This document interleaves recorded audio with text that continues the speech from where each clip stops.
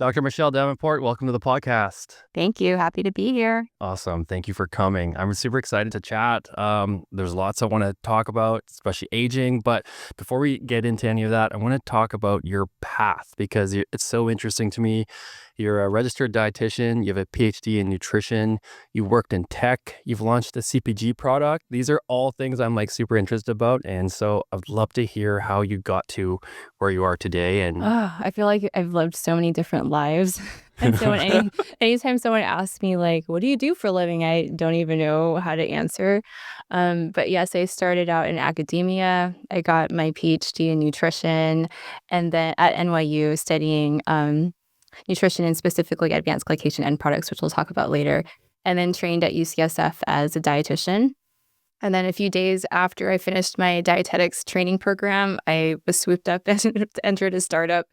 And that's where I feel like I got my second PhD in business, because it's like really when you start things up, that's when you're learning from the ground up. And it was amazing to have that as like a first experience. So the first company I was at was called Zesty. It was like a healthy version of DoorDash, and we predated DoorDash. oh, wow. Yeah. So Was this like during like the Seamless days? If you're in New York, there's like Seamless This Web. was in San Francisco, but it was like right after Grubhub and Uber was taking off. And so we were like, oh, we'll be like the healthy Uber of food. And then I took a couple of years off and then decided to start my own baby food business, a direct-to-consumer children's food company called Raise Real. And you can actually still find our products now in Whole Foods and Sprouts and other health food stores. We were eventually acquired by Once Upon a Farm, which is another baby food company. It's Jennifer Garner's baby food company. And then Congrats on that. Thank you. That must have been fun. It was fun. I had always wanted to do some sort of food product. I don't recommend doing baby food. Why? It's like in terms of liability, that's like literally right. like the hardest thing you can do, and like you just want to have there's no room for failure when you're doing baby food. Because I feel like with parents, they have so much pressure, like they care so much about their kids. And it's like with pediatrics, you hear people who are doctors who deal with kids, like you're not just dealing with the patient, you're dealing with the parents and the family and all that. Oh, for sure. Yeah. And for myself, like I had really high standards. So it was something that I wanted to make for my daughter at the time. And, like you just have like the highest standards when it comes to your kids. Like, yeah, and that also combined with the fact that you're shipping out a food product, and it's a perishable product. Was it refrigerated? It was flash frozen. Wow. Yeah. And so like what kind of foods did you make? What were the products? What were the products? Yeah. Yeah. So one of our most popular products was like this sweet potato, coconut milk and mango thing where it was like everything was chopped into cubes. Initially, the product was it came with a baby food steamer. So we shipped out a steamer. Wow. It's always been the same theme. Yeah. I'm consistent. Yeah, nice. Yeah. So we actually sent out a steamer to the parents, and it was a subscription program. And the whole premise was to help parents make their own baby food, because I really believe that, and again, the same thing, like homemade food is best. And if you're able to make it at home, even better. So we wanted to empower parents to do that with our proprietary steamer and then our meal kit. Proprietary steamer. Cool. It was cool. We eventually like pivoted away from that. Yeah. But yeah, it was to help parents make their own baby food. It was really cool. Wow. That's so interesting. Thanks. Wow. That's so cool that you have like not just a food product, then you have like an actual physical product. And I feel like those are, did it come with, so subscription product, you sign up and your initial package, you get that steamer and then you get that subscription of the food. You get the subscription of the food. And I changed up the recipes, and like I was always creating new ones and curating boxes for parents. And it got to be like, I got a little too obsessed with trying to make the perfect box for each person. And we just wanted it to be the most perfect experience for the parents and for the kids. And it did really, really well. I was really proud of it. And when it was time to let it go, it was a little sad, to be honest, because it was like my first baby. It's your baby. Or actually second baby, because I had my first baby first. But how old was your kid? She was 10 months at the time. And so you're testing recipes for her, and is that what sparked this? Yeah, like I had always made her baby food from scratch, and people were asking me for recipes and tips and advice on how I was doing it.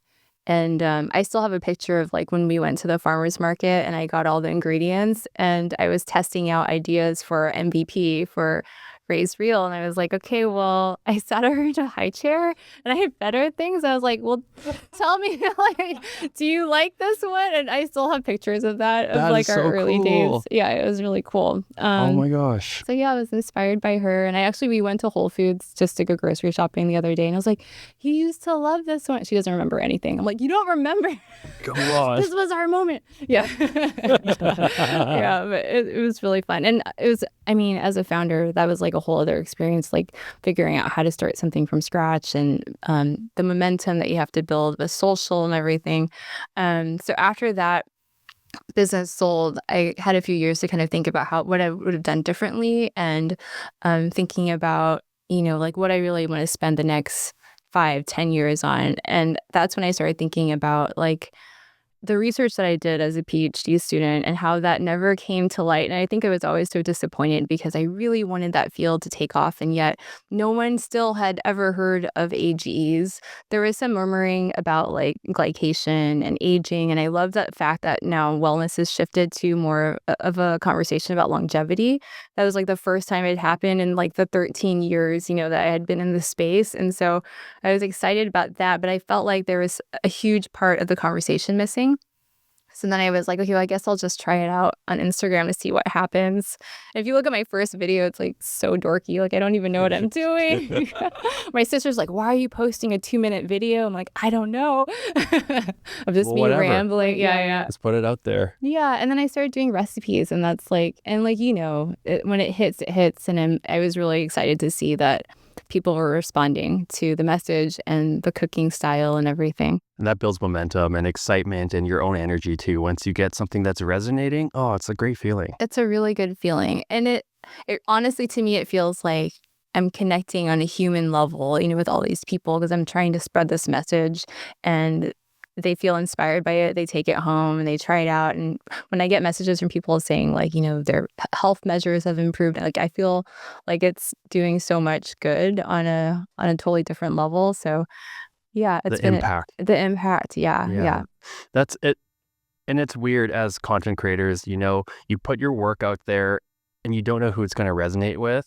But then when you do get that feedback from people, it's like, well, okay, I'm on a good path. I'm on a mission. Yeah. And I think like I have kind of like this identity crisis. So sometimes I'm like, I don't know what to call myself at this point. And I was thinking about it the other day. I think I'm a science communicator that happens to be on Instagram. And I've always wanted to translate the science in a way to make it palatable for everybody, no pun intended, and make it easy to understand. And I think the medium that ended up working for me was Instagram. So cool. I'm really grateful for that. I think that I really love that because with Instagram, we're constrained to like short format and just a short amount of time. And I think if you know so much about a topic, if you have such deep domain knowledge, sometimes expertise can be a barrier because a lot of people aren't at your level, right? They didn't spend all the years learning and studying, and finding ways to communicate and distill that information down into something palatable that's where the impact happens, right? Like if you had all this knowledge, but you don't share it, you don't communicate it, what's the point, right? I mean, you do a fantastic job. When I see your videos, I'm like, damn, why didn't I think of that? Like it's so short and to the point and visually, it's like, it's actually a good lesson for a lot of professors and things people who are teaching for a living, because like you have to be able to distill everything down to the core basics in a way that everybody can understand. So yeah, you're doing a phenomenal job. Thank you. But yeah, it's hard. ChatGPT, I swear. Yeah, ChatGPT helps. He's my best friend right now. That's awesome. I gotta try that. Yeah. For my videos, it's 26 seconds long. I can't do 27. I can't do 25. Somehow I landed at 26. But at the same time, like there's so much to fit in there, right? You want something to be beautiful, visually appealing, but also I want to weave in the studies and I try to put in as much science as I can and not in a dry, boring way. So yeah, I don't. It's like it's always a constant struggle trying to get both. Why 26? Like Is that just based on performance? Have you ever tried pushing long, like to 90? Yes. And? Hasn't gone well. I tried pushing to like a minute. I did this one video I was like so proud of. I spent I think 5 hours researching and pulling up the studies. And I'm like, people are gonna love this. It was way too long. And I think the format totally matters, right? It has to be something that is like going to continue to hook them and want to keep them wanting to watch, which is really hard with science, because it can be really dry. And the thing that I don't like about I guess, like, not so much that I don't like, but one of the biggest challenges is that I think science is kind of intimidating to most people, especially when it comes to health. Most people are already feeling so down about how they're taking care of themselves and everyone's strapped for time and money, and you just don't want them to feel worse than they already feel. And so, like, you also want to empower them, right, and make it so that they feel good when they leave your message or with your video or whatever. So there's a lot of things to think about. Is that something you learned with dietetics? I guess so. I never made that connection. Like the psychology behind eating? Because the idea of, like, let's say demonizing food, like saying Yeah, sugar is bad for you, or, don't eat this, and just saying a certain food group is just, you must avoid at all costs. Is that something? Because, like, for me, what we see on social media, there's a lot of polarizing views. There's silos. There's someone who's like pro-vegan, vegan works for them. There's the carnivore guys who are just all about the carnivore. And then everyone's butting heads. And, I don't believe in a one-size-fits-all model. yeah, But I think that's with health in general, right? It's just, I don't know. You got to figure out what works for yourself. But that's hard, especially when our job is to communicate to the masses. for sure. And it's funny that you asked me about that because that's a connection I've actually never made. But I do think that plays a large role in it. And before I became a dietitian, I was actually a counselor for a really long time, working at a public health department. The identity. The identity crisis. Yeah. And then after that, I got into like med school and didn't go. I mean, it's like a whole other thing. My mom's like, what's the flavor of the month this month? But I have a counseling background, and it's something I think that I hold in the back of my head when I communicate with people. It's like, um, we have a term like risk reduction, and we want people to just kind of move closer to what is better for them. It doesn't necessarily mean to shed every single behavior that they have, but how can you quietly nudge them to a place that they feel comfortable and happy with? And it's like habit stacking, right? Like once you get more familiar and more comfortable with something, you'll add another habit, until eventually you find yourself in a really good place. That's how I approach a lot of the stuff that I do too. So when it comes to the aging, is that what you studied at NYU? Yeah, that was my, so pretty much everything I talk about is stuff that I researched for my PhD. Yeah, that's cool. You're putting into action. Yeah. And I love how the longevity has become a primary area of focus now. Yeah. I love that. I love it so much because 13 years ago when I started researching this, and I was like so nerdy about it and trying to share my, I was like, guys, have you heard about this AGE thing? Like blank stares. And at the time, in the context of longevity, mostly people were talking about anti-aging. They would say, oh, you mean like anti-aging? And most of the time when they were talking about anti-aging, it was like the creams and the serums and the beauty treatments that they were referring to. There wasn't a lot of emphasis on lifespan or even these terms that people were talking about, biological age and chronological age. Like it just wasn't in our lexicon at the time.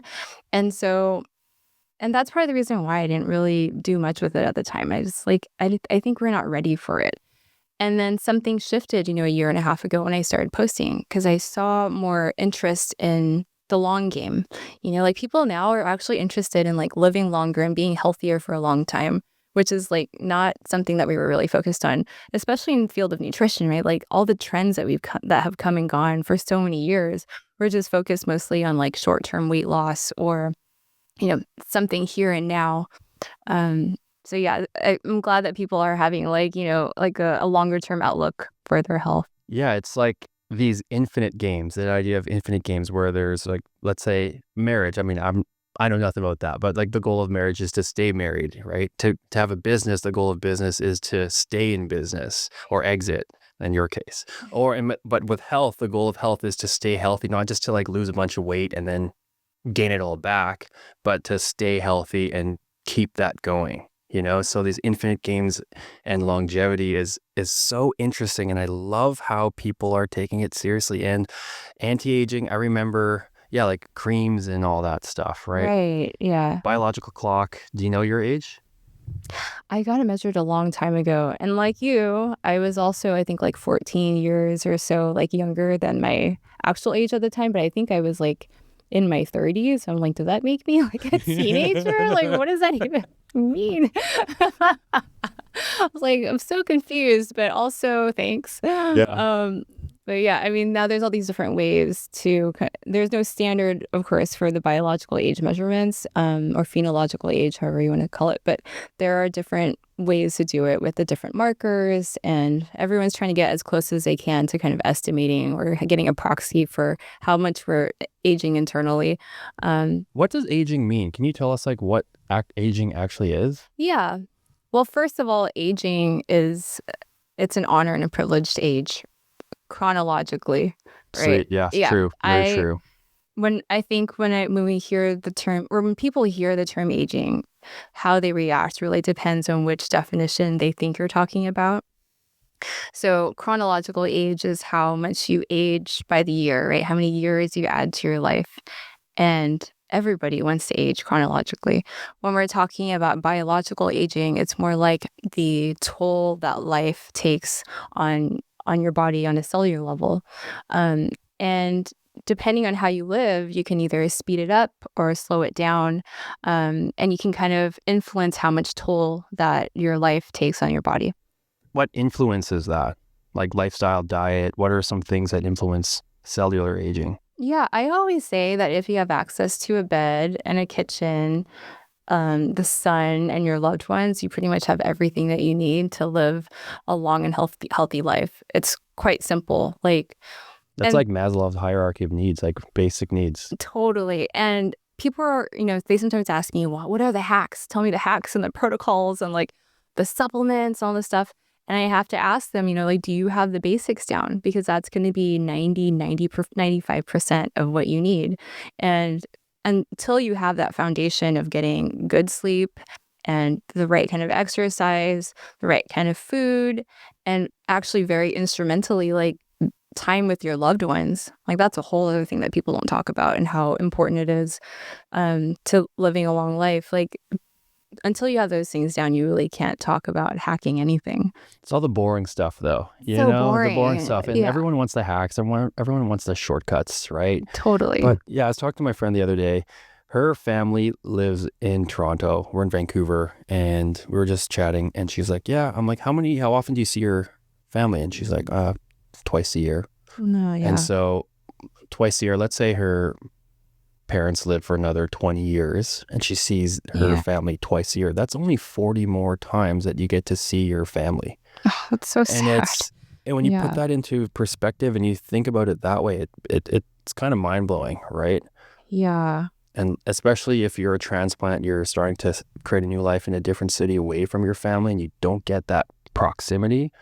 Yeah. And as you say, if that's like super important, I have so much to say about this. First of all, I do feel like modern life is not conducive to living like a human being. And one of the best things you can do to age well is to live like a human being. And it's really hard to do that these days. It's hard to get the right amount and good quality sleep. It's hard to eat well. It's hard to like see your loved ones, especially now when we live in a more global world and people are all over the place, with work. It's really hard to find yourself in the same town that you lived in with your parents and your family. Um, sometimes it's hard to find the right time to exercise or enough time to exercise. So modern life makes it really difficult to live as humans. And if I could give any advice, it's like try your best to live a human life and that will cover most of your bases. In terms of like this spending time with loved ones, they've actually done studies with elderly people where they've given injections of oxytocin. Oxytocin is a love hormone. It also has also been called the longevity hormone because it's so great at repairing DNA. You can actually see telomeres lengthen when you inject oxytocin, which is really sad because oxytocin is something that you should be developing in your own body, as you spend time with loved ones. But in the absence of that, they've actually tried to give synthetic oxytocin, and that actually even has a positive effect. So it's just amazing to see how important it is to spend time with loved ones and to, share moments with them, and hopefully more than twice a year. Okay, so lots to unpack there. Oxytocin, that's not just romantic love then. It's with loved like family and friends and Yeah. okay. It's spending time with loved ones in any capacity. They've done studies on dads, and dads who spend more time with their kids actually live longer, and Wow. quality time with their kids. Yeah. There's just so much evidence to show that, again, living as humans and being in each other's company is the best way to live. And that's why actually I talk a lot about like shared communal meals and things too, about how important it is to like eat together. I think someone wrote a book years ago about like never eat alone, like Damn same. it. That's me. After It's I make my videos, it's I'm really eating the hard. kitchen and I'm just Yeah, like eating by myself. it's really hard because it's like, we're all busy Hmm. and yeah. So can you explain what telomeres are? So telomeres are the ends of DNA, and they can actually shorten as you age. And so, what you want in order to keep your DNA for as long as possible and healthy as possible is to have the longest telomeres possible. So that's why sometimes they use them as a proxy of how healthy DNA is. So, okay, this is my recollection from college biology. So you have this DNA strand, and then at the start of the strand, you have the telomere. And over time, throughout, as we age and as our body moves forward, our DNA is constantly replicating. And it has these like machines that attach to the telomeres and they replicate. And every time it replicates, it keeps getting shorter and shorter and shorter and shorter. And that's what I remember about the aging. So like as the telomeres shorten, at some point in time, we just lose a bit of material every single time. But Running now, out of thread. running out of Yeah, thread. yeah, Yeah, nice. Okay. yeah. Is that kind of, Yeah, in a nutshell. Yeah, and there's things that you can do to influence how long or short the telomeres are. And I'll be the first to say this is not my like, area of expertise, but sleep is a really important one. So for people who are really skimping on sleep, like shift workers, for example, you can see the difference in their telomeres from some compared to someone who's getting consistently good quality sleep. So there are different measures, that you can take in your life to make sure that you're treating your telomeres right. But again, those things are pretty basic and kind of boring, right? yeah, Like for the sure. sleep, eating well, hydrating, getting sun.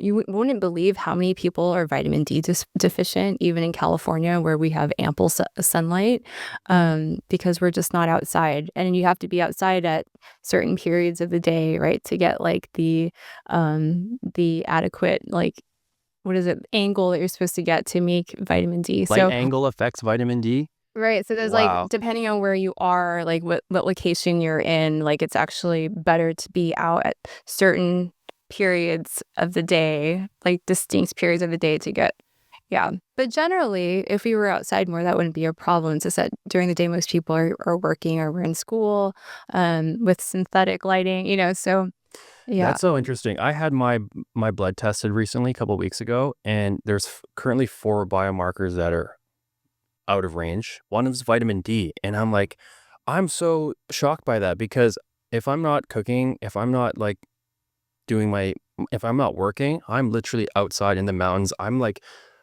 in a t-shirt. I would take my hat off. I try to expose as much skin to the sun as possible. I don't wear sunscreen typically. I mean, I try to.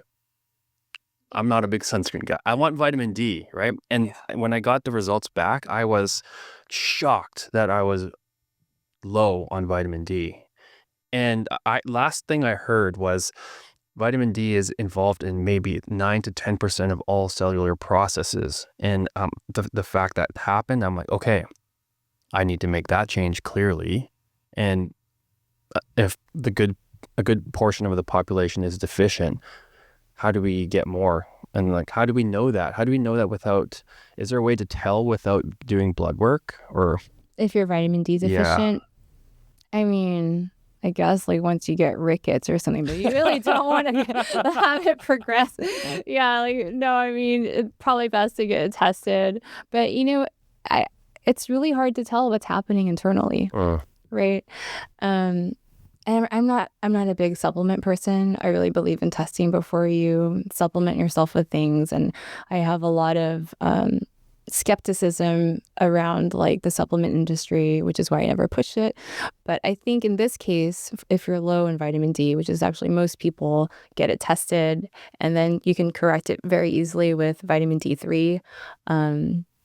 Yeah, and I actually at one point in my life was pretty low in vitamin D also. And I like to go outside. I spend a lot of time also hiking and being out in the forest, um and even then, it was really surprising to me. So I go on a supplement, and that tends to take care of it. Fair. So we talked about oxytocin, loved ones, time with loved ones. We've talked about vitamin D. We briefly touched on sleep. And so now there's nutrition. Yeah. Yes. My favorite. Yes. Yeah. Okay, so in terms of longevity, how does nutrition play a role in longevity? I feel like food is one of the most, if not important, factors when it comes to aging. And it's one of the things that we can control, right?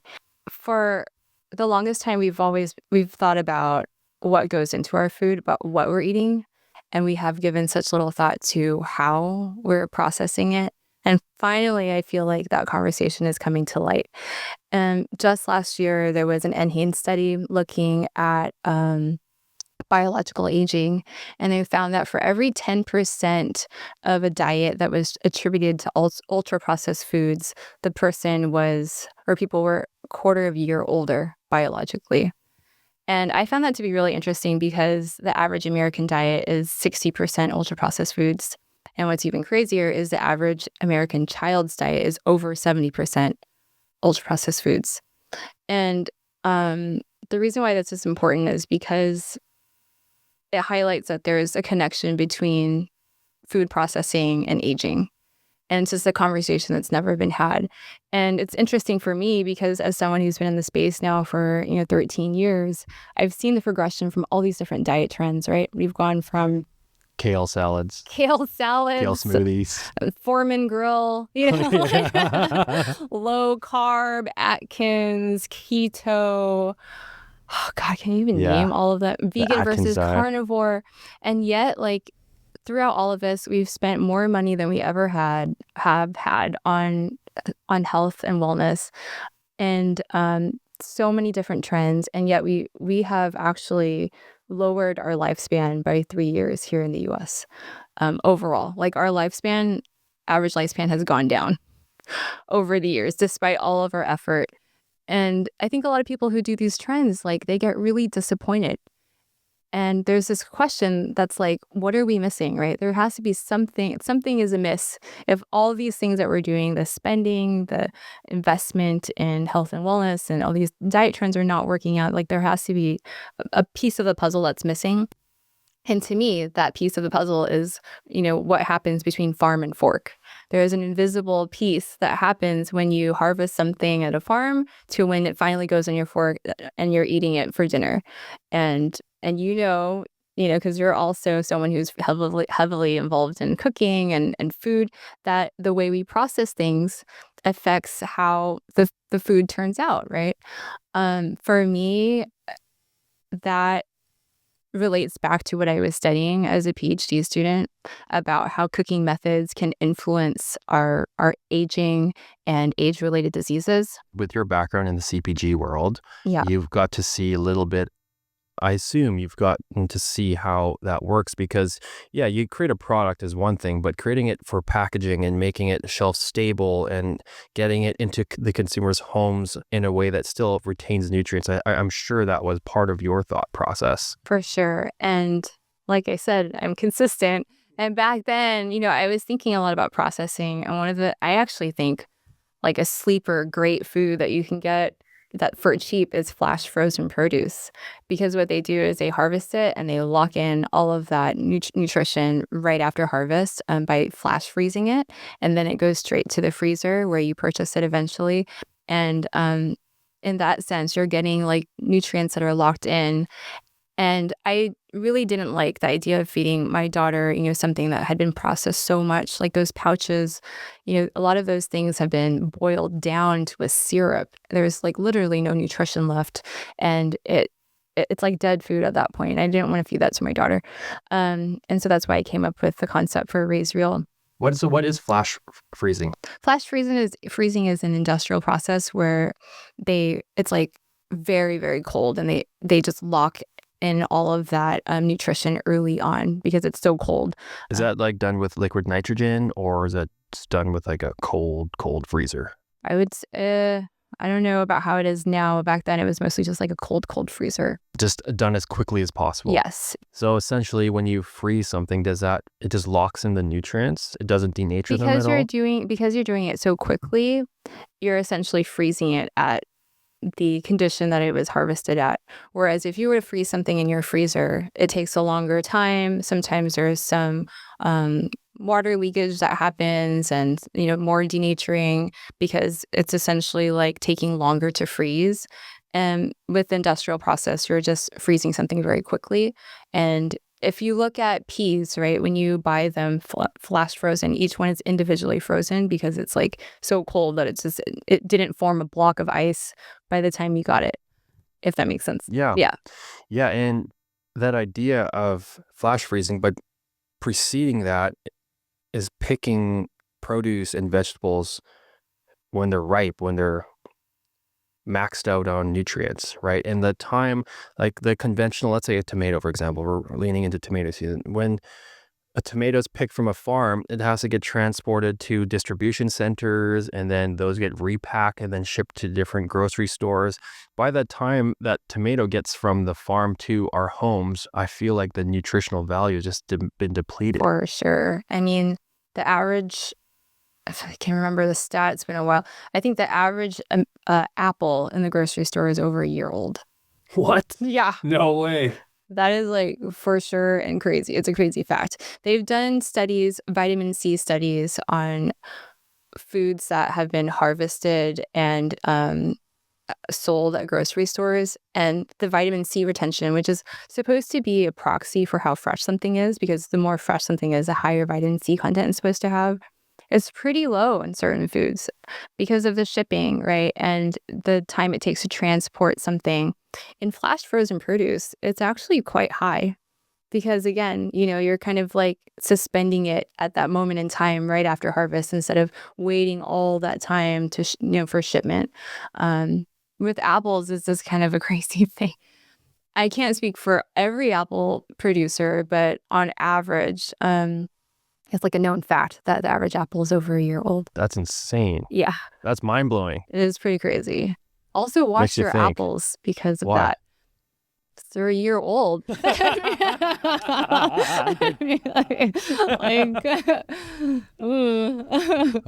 that's a good point. Yeah. Wow, makes you think, like, what else, right? Like, what else is old and depleted of nutrients? Because I want the nutrients. I want to eat food that's nourishing. I want like bioavailable food. Yeah. So another way to retain nutrients is through certain types of cooking. Okay. Right? So when we start talking about processing, you can actually look at vitamin C retention again, depending on what kind of cooking method you're employing. So at the very lowest, if you do something like deep frying, there's like very little nutrient retention. I want to say it's like 10 to 15% or something. Is it like the heat that just kills the... super nutrients? high heat, right? And usually for prolonged periods, sometimes triple frying. If you're trying to get like a really crispy exterior, sometimes chefs will actually fry things twice, or three times even. And then on the other end of the spectrum is like steaming, right? Which actually has a very high nutrient retention. Um, don't quote me on this. I want to say it's like 80% or something for steaming. And then there's a spectrum in between, right, of all the other stuff. Like, what is So the other stuff? Can you lay that out for us? so, you have like poaching, which is above boiling because boiling is at a higher temperature. Usually, poaching is at a lower temperature. And then you might get to dry heat cooking methods. And then you have braising and stewing, which are for longer periods of time. And then you have sauteing, right, which is high temperature, but like shorter periods. Um, and then maybe using the oven and in varying amounts of time, and then all the way down to like deep frying. And then how about like where does barbecuing and smoking sit on that? Yeah, 'Cause so smoking, probably like a little bit above deep frying, I'm assuming. yeah, okay. This is a full gamut of cooking methods. And so in we talked about the processing. Would you consider the cooking method a type of processing? Yes. Okay. Yeah. I mean, I would consider it the processing. Okay. Yeah, because you're taking an initial product, right? And then you're processing it through your cooking method. And then your final outcome, your final product is whatever happens at the end of your cooking, right? And it's the same thing if you're talking about industrially processed foods. You have your original ingredients, goes through factory processing. And then at the end, you have your final product, which could be either minimally processed, like something like yogurt, right, is a processed food, but it's minimally processed compared to something that's like a much more like ultra processed food, like I don't know, Hot dog. hot dog. There you go. Hot Thank dogs. you. Yeah. Yeah. Okay, so maybe can you can you go a little deeper on what ultra processed foods are? Because not all processed foods are bad. Like yogurt, you said, that's a great example, right? Like we can't just it's not like we have cows. We can't just get that. We can't get those probiotics from we need people to do it for us. Yeah. So in the most general terms, like minimally processed foods maybe have one step of processing, right? So yogurt is like a fermented milk product, right? So that is still processing, but it's not multiple steps of processing involved. Whereas a hot dog is like the meat, you have different types of meat, it's put together, it's like you're adding all these synthetic ingredients to it and then like doing something to it, like color and I don't know, and then it comes out as a hot dog. There's like multiple steps, right? And I think that's one part that is actually quite controversial because a lot of people are saying, some people say, it's not bad to have ultra processed foods in a diet, which, it really depends on what definition you're using for ultra processed foods. For me, I'm thinking more in terms of like how the foods were processed. Obviously something like yogurt and cheese is going to have a lot less heat processing than something like bacon, which at the end when you cook it with high heat turns out to be one of the worst foods that you can eat. So I think it really depends on like what the food is. How about if you slow cook and steam bacon? Mitigation here. Mitigation. Ooh, I don't know. I haven't seen any data on steamed bacon. But America loves crispy bacon. Yeah, I don't know if people are going to go for that one. Yeah. Okay, so at the top of the spectrum, the water-based cooking methods, steaming, poaching, braising, stewing, those are the ones that you specialize in. I would say that, yes. I am the soup lady. You're the soup lady. Yeah, I love water-based cooking. I was sitting in class, and this was over 13 years ago, and I had a professor who was like, well, everybody knows that advanced glycation end products are the reason we're all old and aging. And I was like, what? I almost fell out of my chair, and he never said anything after that. And then for 2 weeks, I couldn't sleep, and I was like digging through PubMed, reading pretty much every study on it, found out that the man who was like leading the research in this field was literally across the way in Manhattan at Mount Sinai School of Medicine. And so I like hopped on the subway and the bus or whatever and got to his place and like begged him to be part of my PhD committee. And he ended up joining and has become like a really amazing mentor to me. But in that moment when I was researching on PubMed, it was so obvious to me that it was soup. Like, how come no one's talking about soup? Like, it's obviously like the answer to, what the best way to cook is when it comes to producing the lowest amount of AGEs. Because all of these studies at the time were saying, like we need to avoid high heat cooking and cooking with water is good. And like they kept skirting around the issue. But because I had grown up in a Vietnamese household where like broth is life, and we talked about this earlier about how like it's so integral to so many different aspects of our culture that it was like a no-brainer to me. Like when there's a wedding, we have a soup. And when you're sick, there's a soup. And when you have a child, there's a soup. There's like literally a broth for every occasion. There's functional soups, it seems like. It's functional soups. Yeah. It's a way of living. And so I feel like for me, it was like so obvious. And it took me 13 years to finally share that. Wow, that's so cool. I'm not exactly sure what an AGE is. And an AGE, was that like, who invented that? Because it's like age, and I don't know who came up with that term, but it's quite brilliant. Yeah. But yeah, can you explain to us what an AGE is? An AGE is an umbrella term for the hundreds of compounds that form when a reducing sugar, so that's either like glucose or fructose, attaches to a lipid from fat, amino acid from protein, or nucleic acid from DNA. And then it goes through like a series of reactions and finally forms something really stable called an advanced glycation end product, or AGE. And these AGEs, there's so much evidence to support now that they are a primary driver of aging and age-related diseases. Like there's such a long list of things. And if you were to basically pull a researcher from any medical specialty, they will confirm like, yes, AGEs are something that we're researching in our field. Like the dermatologists are really into it because it's driving skin aging and skin wrinkling. And then you have the cardiologists who have been researching it because, it's driving heart disease and atherosclerosis. And neurologists are interested because of Alzheimer's. And it's like everything in between, because now we're finally talking about like one of the molecular drivers of aging, and it manifests as all these chronic diseases and multi-organs and like multi-system diseases. So to me, it's super interesting because at the end of the day, it's like one of the best ways to mitigate, the damage from AGEs or to prevent it is with soup. And I find that hilarious. So the soup lady. The soup lady. You are the soup lady. Yeah. But yeah, it's cool to be able to talk about something that finally I feel like is coming to light after all these years. That sounds like it's so upstream from a lot of these health issues. Yeah. And does this have anything related to diabetes and blood sugar, high blood sugar? For sure. So to give you a backstory, in the 1980s, we kind of thought of aging as different silos. So there was diabetes, and then there was Alzheimer's, and they were considered like pretty separate things.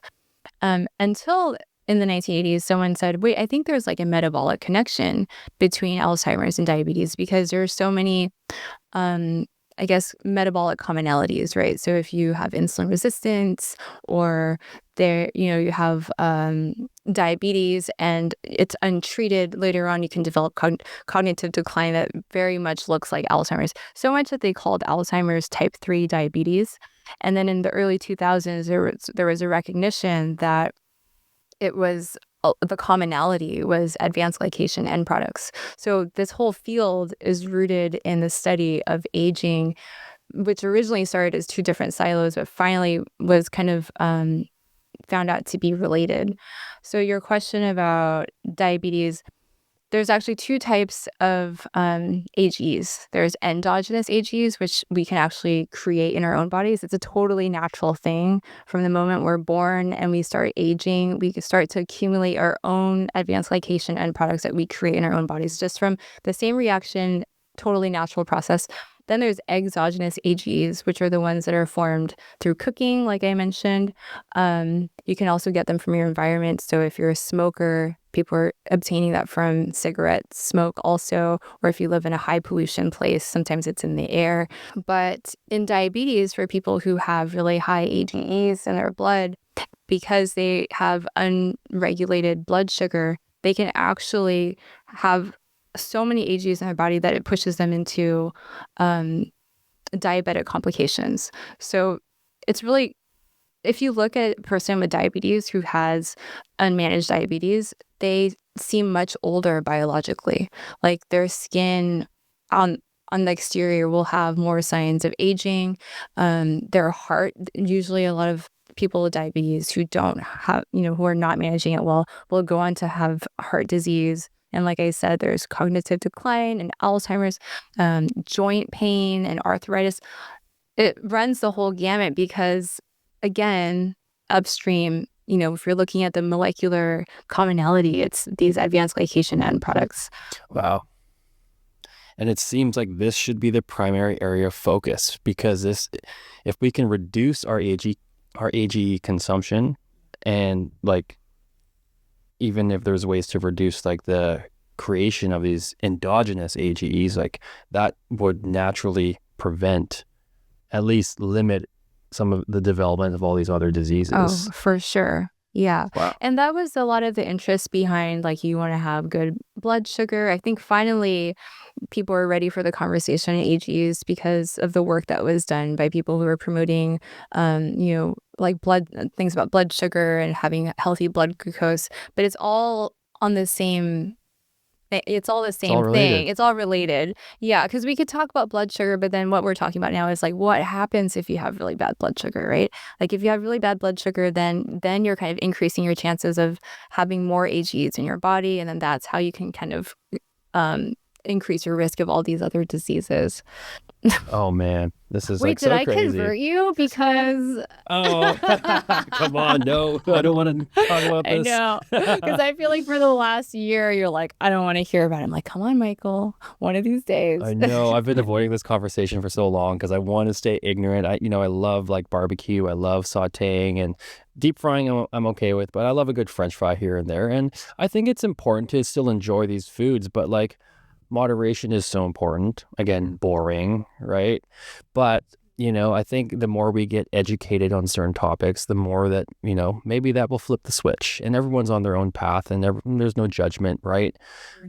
Like personally, I would not have been on my health journey if I didn't experience some health issues myself. Like back in when I had my last like official job, I was a rep, and we had, part of my enjoyment with that job is I had an expense card and I had a per diem, and I would just max it. I would just go out to eat and get whatever I wanted. And I gained a lot of weight, and I just felt like crap, and my joints were hurting. My body was just, I always felt uncomfortable.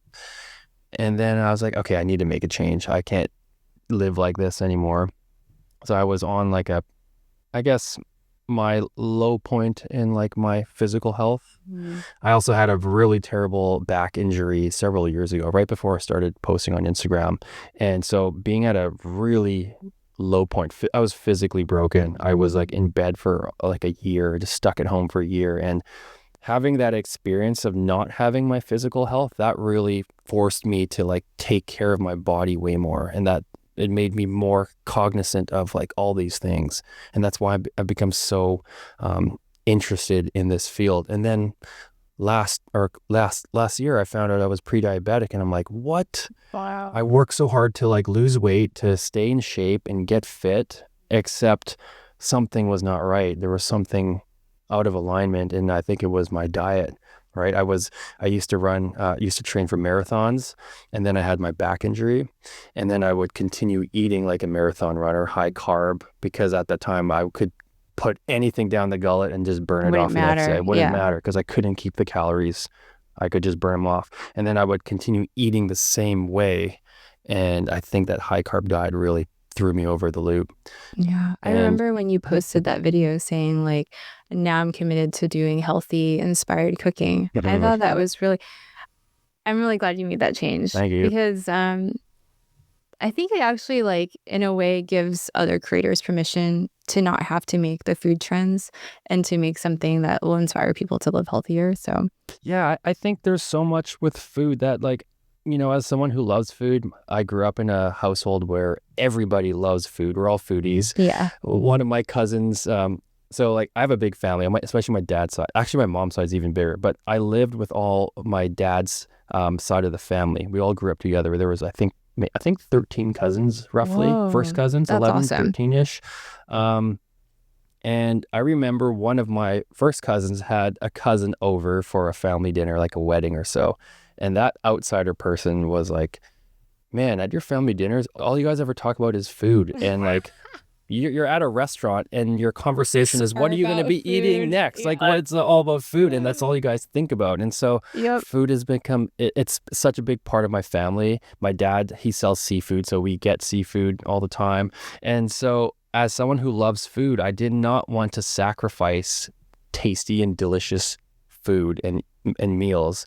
And so that's like been really my mission to like bridge the gap, learning about health, learning about AGEs and longevity, and finding recipes and ways and techniques and using tools to really bridge the gap so we can still taste and cook really delicious foods, but still be mindful of like how our food affects our bodies. And I Yeah. love this. I love talking to you about this. I feel like we're in very similar lanes, Yeah. and it's an important message, right? They say 50% of the US is either pre-diabetic or have I type think 2 it's more than diabetes. that. Yeah. More than that, it's And talking so about sad. kids too. Yeah. I mean, and for children, it's really hard to reverse that path the earlier it starts.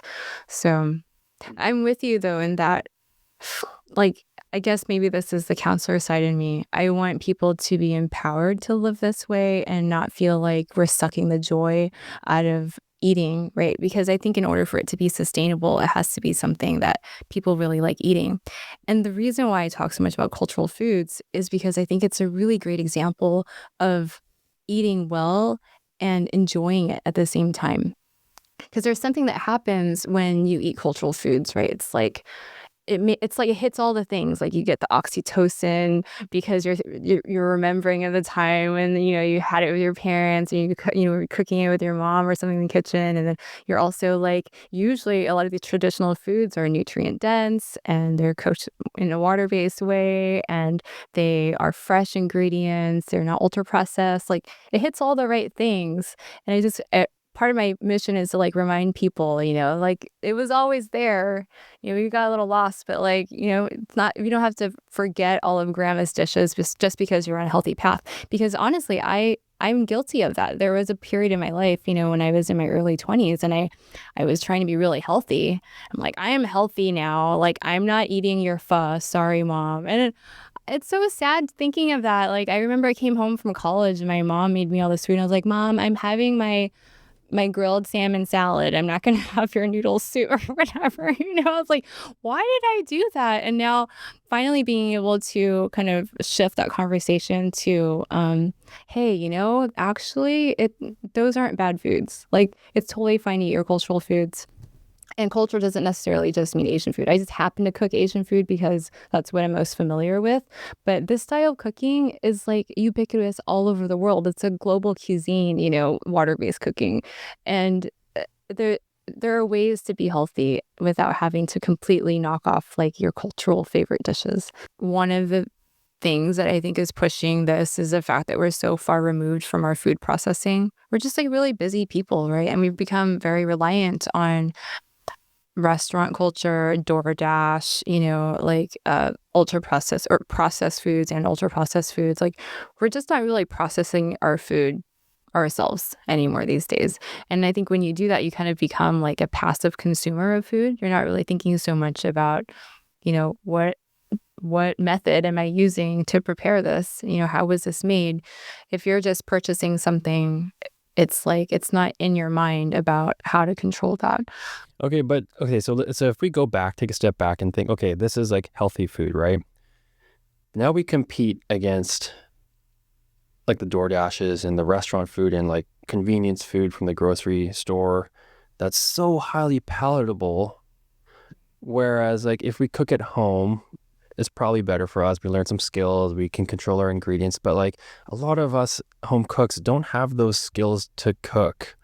And so there's like I feel like as a society, maybe things are changing now, but like over the past like decade or two, I don't I don't know for sure, but I just don't think people are cooking as much, or at least back then. But now with social media, with content creation and more content about food and cooking, Mm. I think we're getting closer. And COVID happened, people started picking up sourdough as a Right. as a hobby and just learning how to cook. I've talked to so many friends who like learned how to cook during COVID. Yeah, and like dinner parties are a thing now. The piece about restaurants, actually, I eat out at restaurants not all the time, but I do eat out. I went out to dinner last night because I was like, I got to prep for this podcast. Mom, I don't have time to cook. So we went out to eat. Well, what'd you order?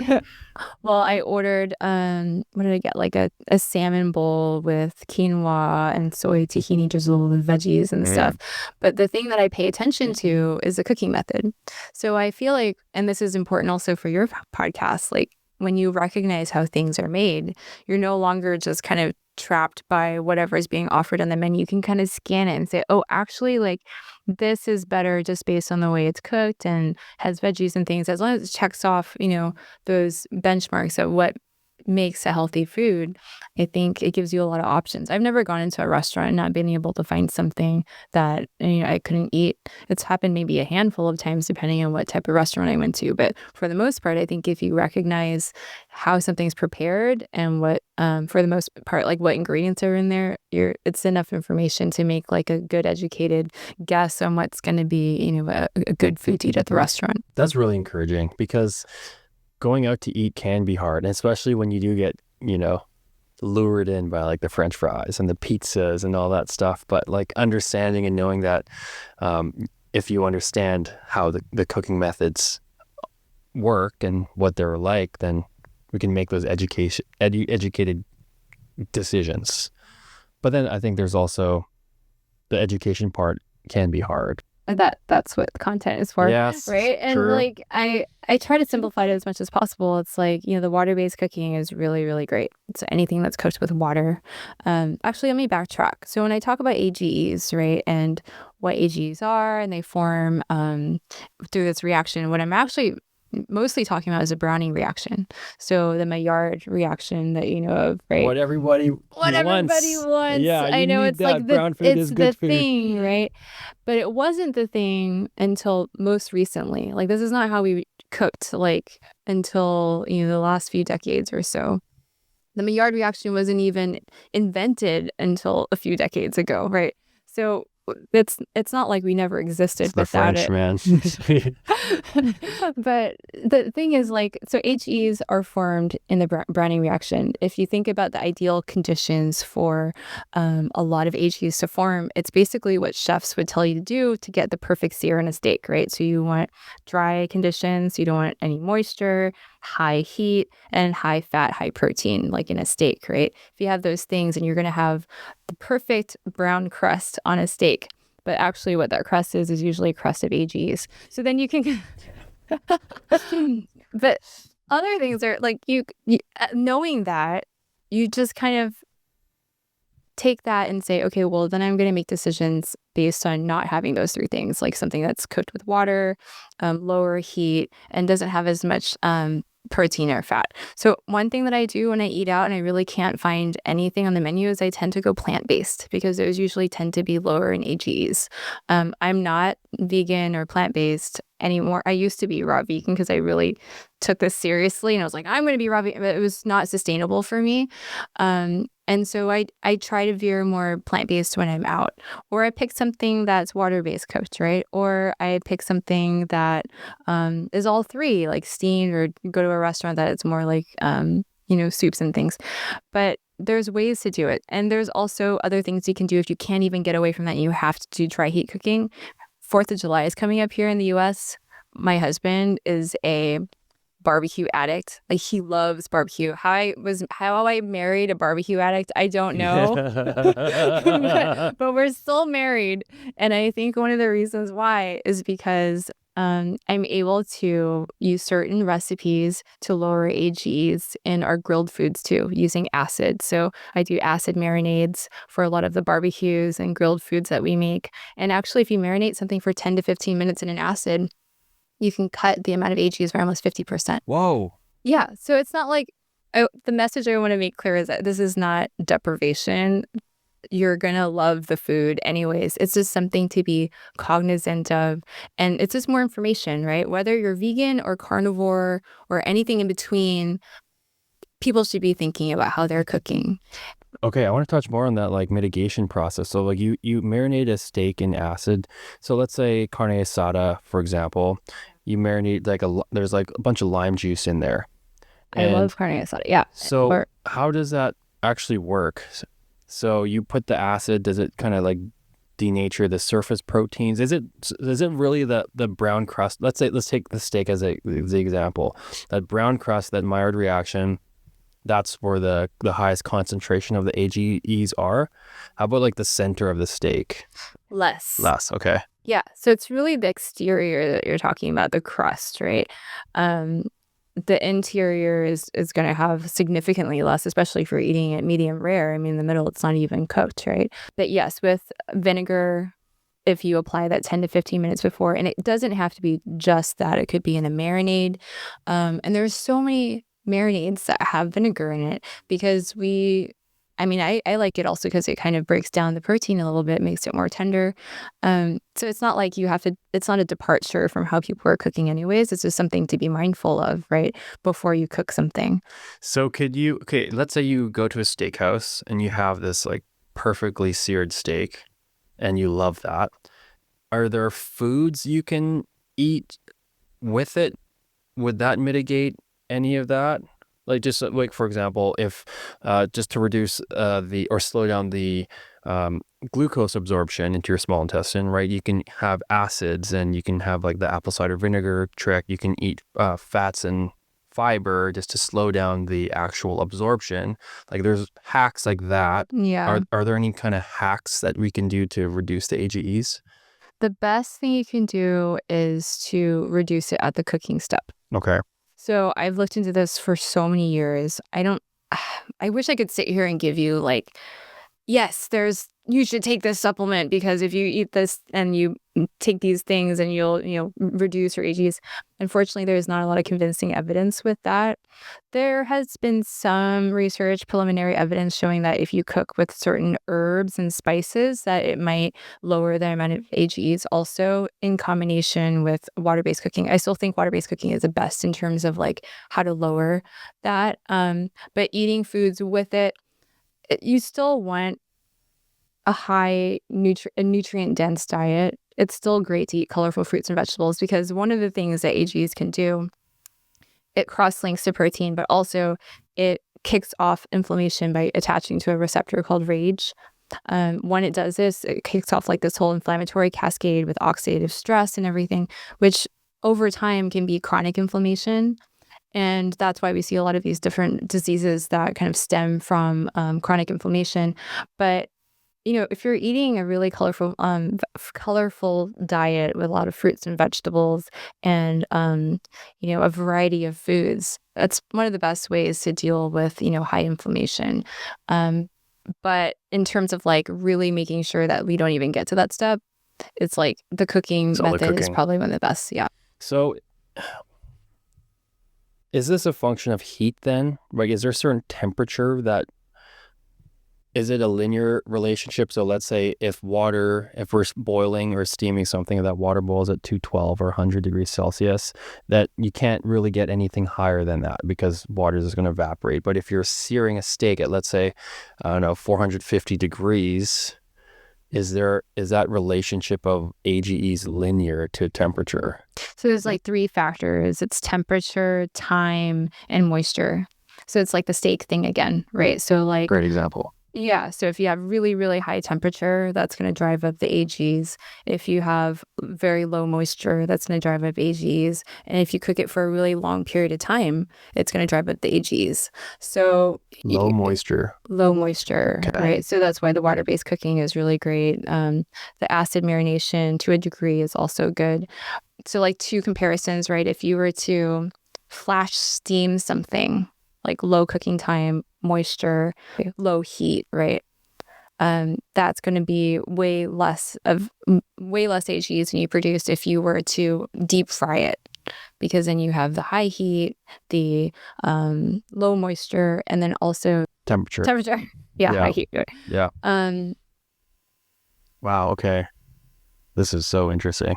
There's a lot of other details in between that too that I feel like we probably don't have time to cover here. Sure. But generally, it forms more in animal products.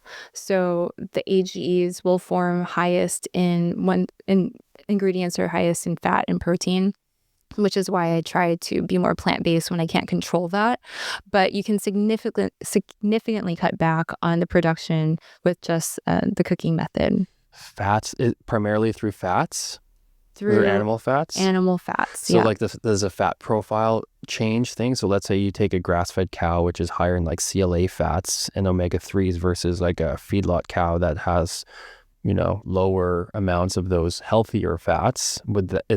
Does that impact? I haven't seen, so usually when I cite these things, it's actually from my mentor's like database that he created, where he literally took like hundreds of foods and measured how many AGs were in different foods depending on how he processed it. I haven't seen grass-fed fat versus, regular feedlot or anything. That'd be really interesting to examine. I have seen, even just frying with tallow versus, like avocado oil or something. Avocado is going to be way better than using tallow. Interesting. It's all like the flavor. Everyone's like, I want Wagyu beef. I want all this high fat. I want tallow. I want to cook everything in tallow. Yeah. At least that's a trend I see right now these days. The tallow, yeah. I'm always like, oh God, please don't use the tallow, because it's not great for AGs. In terms of like what I do, I try to, like I said, I'm really big on preserving the joy of food, and I think because I've been in this space for so long that I actually can recall like how many AGs are in certain types of food. And I try to aim for like 8,000 or less AGs a day. The average in New York when they did a study was 15,000 AG kilunits per day. And I'm kind of like able to calculate that. But for the most part, if I just eat like a water-based diet, I feel like I'm always well below that, whether or not I'm eating only plants or plants and animal protein. So I think the cooking method plays a huge role. For the most part, if you're able to recognize like cooking methods, you'll be able to hit that.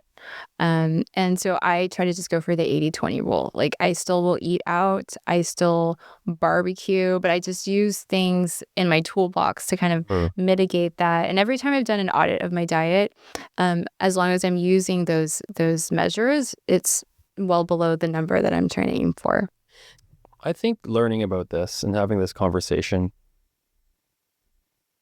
in my general philosophy with kind of food and health hacks and approaches to being healthy, instead of thinking about like what I'm going to be missing out on, like if I don't eat French fries and barbecue and deep fried foods anymore, but kind of having a mindset shift on enjoying water-based cooking methods and food that's been cooked with water-based cooking methods. Like one of my favorite dishes of all time is oyakodon, which is Japanese chicken and egg, and that's you essentially do that in boiling like a stock and a seasoned stock, and that's literally one of my all-time favorite dishes. Hainanese chicken rice, again, top. So good. And I think if there's ways, and I'm sure you've got tons of recipes, I've seen them online, they all look amazing, and I do enjoy those foods, and focusing on more of what I can enjoy instead of like what I'm going to be missing out on. I think that's a great approach. Now you're sounding like a dietitian. Yeah. Focus on the things that you can control when you want to control them. Yeah. But still enjoy life. That's the only way it's going to be sustainable, right? Yeah. The the thing that I tell people, and I try to make this message across in my Instagram too, is like I'm like such a lazy person in the kitchen. And actually water-based cooking is like super easy, and it's like the ultimate lazy girl's way to cook because I just make one stock and then I just use that to do everything, and it ends up tasting really great as long as you have a flavorful stock. And that's what my mom has always done. Like she made almost every single meal for us growing up, and she had a full-time job where she was off of work by 5, and somehow by 6 we had dinner, and it was like all these different dishes, and I was always like, how did you do this? And her secret was always having, a flavorful stock and just using that as a base for everything. That is, I think, personally, what a lot of home cooks miss out on is stocks because they don't want to maybe make that stock and put the effort into like let something sit on the stove for so long. They want the shortcut. Give me the 30-minute recipe. Yeah. But like how I use stocks, if I'll batch cook a stock, I'll freeze a lot of it. Oh, yeah. Right. And I think that's a good shortcut because stocks are so incredibly underrated within like the home cook world. Just having that subtle base flavor you can add to dishes and learning how to like take a stock a certain direction. Yeah. I think that's so undervalued. And I think if that's what you're saying, how that can improve our water cooking game, Yeah, for that's sure. that's an area of focus that I'd love to focus on. And actually, you could even do a super quick stock. Like dashi is actually super easy, and it's a staple of Japanese cuisine, and yet it's flavorful. It's easy to make. You only need 2 ingredients, right? You could make it in advance if you want. And I do that sometimes. I'll take the kombu and I'll just stuff it into a canister or something and have it sit in the fridge until I'm ready to use at night, and then boil it with the bonito flakes, and then you're done. And that it becomes such a great anyone who's experienced really good dashi knows that it's just like it's such a good base for many different dishes. So it doesn't have to be, a 5-hour broth, which is also delicious. But if you don't have that time, it's totally okay. I've done many things on the fly too, where if I don't have a stock, I just make a very flavorful broth using, the other day I did tomatoes and dill and some Meyer lemon, and it was great. Ultimate. Oh, I Well, it's love so that. good. It Oh, doesn't have to be a yum. bone broth or something. I love bone broths too. Um, I live pretty close to my mom, and so usually I just kind of mooch off of her bone broths. I'm like, Lucky you. Mom, what did you make? I go over for the long, the ones that she takes a lot of time to make. But yeah, just on the fly, I'll just make like easy to make stuff. That's so good to know that there's, if like you mentioned, using the tools in your toolkit, like learning how to leverage those tools that we have just to make our healthy cooking better. Because I think that's what it's all about when it comes to healthy cooking. Like make it easy, Make it easy. and make it like find easy ways to make things delicious. And I think that's And make it nostalgic. I feel like yeah, that part is nice, what makes it stick. cool. I have a hard time just taking recipes that are floating in the ether and integrating them into my life. Like when it's something that really hits, you just want to keep eating it. One of my favorite things is like when I post something, you might have experienced this too. Like I'll post a cabbage roll recipe. I'll get like hundreds of messages from all these people across the world being like, my grandma has the same exact cabbage recipe in Ukraine, and we have a similar version in Latin America, and like we have this one, in different parts of Asia. And I'm like, wow, that's so cool, that like it's so pervasive, and it's so adaptable to different cuisines. Like there are many ways to do this. I just happen to showcase the Asian ones because that's what I grew up with. But yeah, I think it hits home for a lot of people, and that's what makes it stick.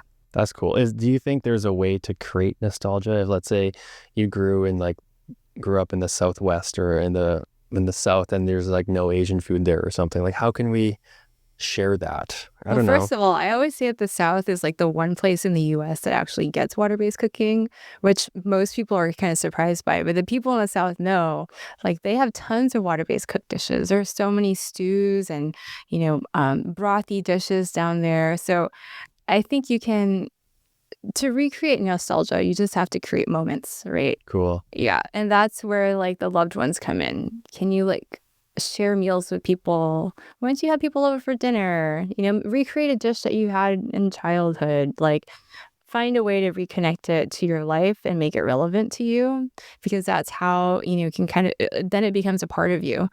If it's just, I have a hard time just like, I don't know, getting a random recipe and making it a part of me, unless I'm sharing it and making a story out of it. Or, if it's something that just tastes really good, make it over and over again. And maybe that becomes like your staple thing, that the one dish, your comfort dish, or, there's so many ways to do it. That's super cool.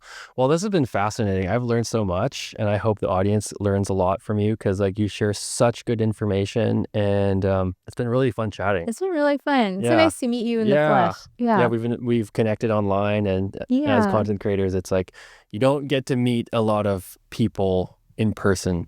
It doesn't happen all that often. It's been super nice. Yeah, it's been a pleasure. It's been Yeah. really nice chatting Yeah, with thanks you. for coming by. We'll definitely do this again in the future. Yeah, I'd love that. Cool. I want to do the cooking portion. Yes. Okay, fine. Deal. Sweet. Okay. Okay. Awesome.